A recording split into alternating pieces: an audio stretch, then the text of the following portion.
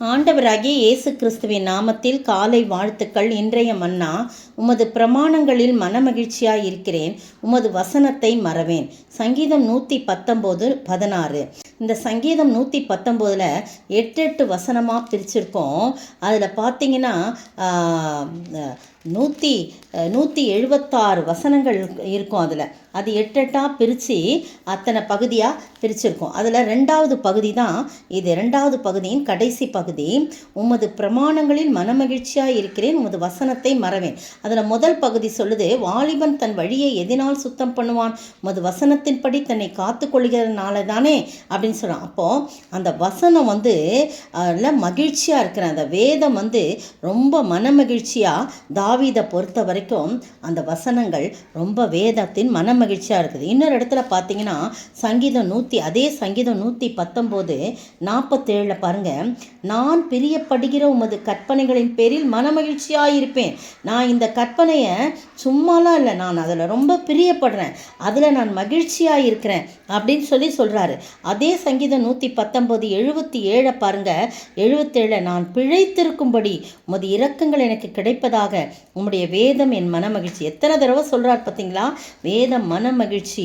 நான் பிழைத்திருக்கிறதே இந்த வேத வசனங்கள்னால் தானே, வேறு எதுலையுமே இல்லையே அப்படின்னு சொல்லி, இந்த வேத வசனம் தான் என் வாழ்க்கைக்கே வழிகாட்டியாக இருக்கிறது, எனக்கு எல்லாவற்றுக்கும் எல்லாமா இருக்கிறதுன்னு சொல்லி அதை சொல்கிறத நம்ம பார்க்குறோம். 92 பாருங்கள், 119:92, உமது வேதம் என் மனமகிழ்ச்சியாக இராதிருந்தால் நான் துக்கத்திலே அழிந்து போயிருப்பேன். எப்படி சொல்கிறாரு பாருங்கள், உம்முடைய வசனம் மட்டும், உம்முடைய வேதம் மட்டும் எனக்கு மனமகிழ்ச்சியாக இல்லாட்டினா, நான் என்னுடைய துக்கத்தில் என்னை எப்படி சத்துருக்கள்லாம் துரத்துறாங்க, என்னை எப்படி நசுக்க பார்க்குறாங்க, அந்த துக்கத்திலே நான் என்ன பண்ணியிருப்பேன், அழிந்து போயிருப்பேன்னு சொல்கிறார்.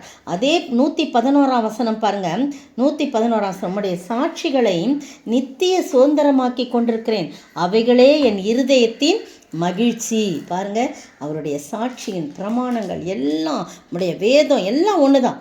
அது என் மன மகிழ்ச்சியாய் காணப்படுகிறது, என் இருதயத்துக்கு மகிழ்ச்சி கொடுக்கிறதா இருக்கிறது.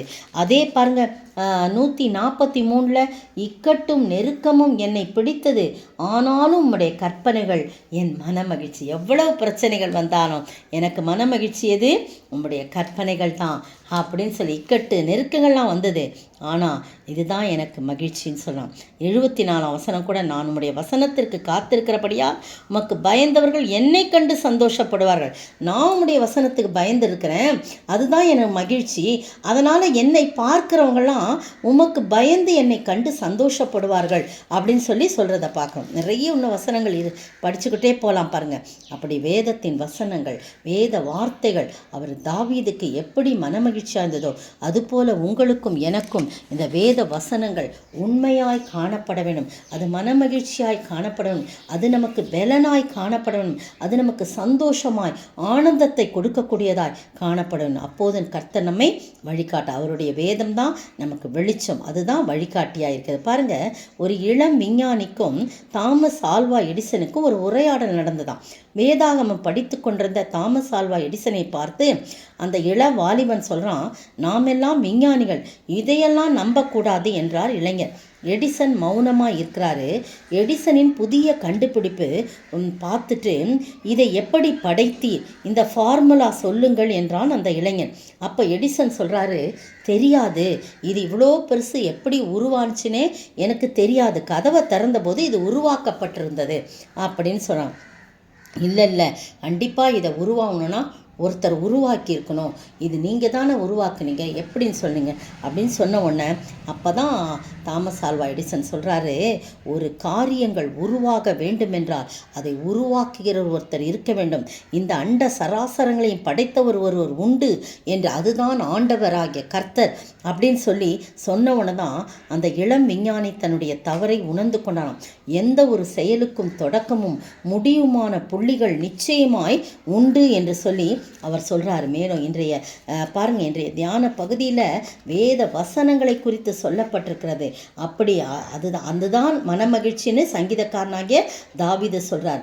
ஆண்டவராகிய இயேசு கிறிஸ்து இந்த வார்த்தைகளினாலே சுகப்படுத்துகிறார். வார்த்தைகளினாலே, ஆண்டவருடைய வார்த்தைகளினாலே பேய் பிசாசுகளை எல்லாம் விரட்டி அடிக்கிறார். இயற்கையை பார்த்து காற்றை அமைதியாயிரு, கடலே இறையாதே என்று சொன்னவொன்னே அது கீழ்ப்படிது. அதிசயமான காரியங்கள் எல்லாம் அவர் வேத வார்த்தைகளை கொண்டு தான். பிசாசு அவரை சோதிக்கும் போது கூட வேத வசனத்தின் மூலமாக தான் அவனை என்ன பண்ணாரு, தோற்கடிக்கும்படியாக முற்பட்டார். எல்லா காரியங்களும் வேத வார்த்தை. அவருடைய வாழ்க்கை, உங்களுடைய வாழ்க்கையிலும் என்னுடைய வாழ்க்கையிலும் அவரே நமக்கு முதலும் முடியுமா இருக்கிறார். எந்த ஒரு காரியம் தொடங்குதோ அதுக்கு கண்டிப்பாய் ஒரு முடிவு இருக்கும். அந்த தொடக்கம், எந்த ஒரு தொடக்கமும் ஆண்டவராலே ஏற்படுத்தப்பட்டுள்ளது. அவர் இல்லாமல் படைப்புகள் எதுவும் அசையாது. ஆபிரகாம் பாருங்க, அதை விசுவாசித்தார். பாரு, வானத்து நட்சத்திரங்களை பார், கடற்கரை மணலை பார், எல்லாம் விசுவாசம். அதுபோல உன் சந்ததியை பெருக பண்ணுவேன்னு சொன்ன அந்த வார்த்தையை விசுவாசித்தார். அது அவருக்கு நீதியாக எண்ணப்பட்டது என்று சொல்லப்படுகிறது. நம்ம எவ்வளோதான் கடவுள் நம் மீது அளவற்ற நம்பிக்கை கொண்டிருக்கிறார், கர்த்தர் பார்த்து கொள்வார் என்ற நம்பிக்கையோடு அவர் வாழ்ந்தார். நீங்களும் நானும் அவருடைய மகத்துவமான படைப்புகளை பார்த்து அவருடைய வார்த்தைகள், வேத வசனங்களை நாம் உட்கொள்ளும் போது ஆண்டவர் அதில் மகிழ்ச்சி அறிவார். நாமும் மகிழ்ச்சி அடையும்படியாக கர்த்தர் கிருபை செய்வார். அந்த வார்த்தைகளை நாம் கேட்டு அதை மகிமைப்படுத்தி அவருடைய வெளிச்சத்திலே நாம் நடக்க ஆண்டவர் தாமே கிருபை செய்வாராக. ஆமென். வேத புத்தகமே, வேத புத்தகமே, வேத புத்தகமே, விலை பெற்ற செல்வம் நீயே. வேத புத்தகமே, மெய்யான ஆனந்தமே, பேதைகளின் ஞானமே, பெரிய திரவியமே, பாதைக்கு நல் தீபமே, பாக்கியர் விரும்பும் தேனே, பாதைக்கு நல் தீபமே, பாக்கியர் விரும்பும் தேனே, 12 மாதங்களும் பறித்துண்ண லாமுன் கனி, உன்னை தியானிப்பவர் உயர்கதி சேர்ந்திடுவா.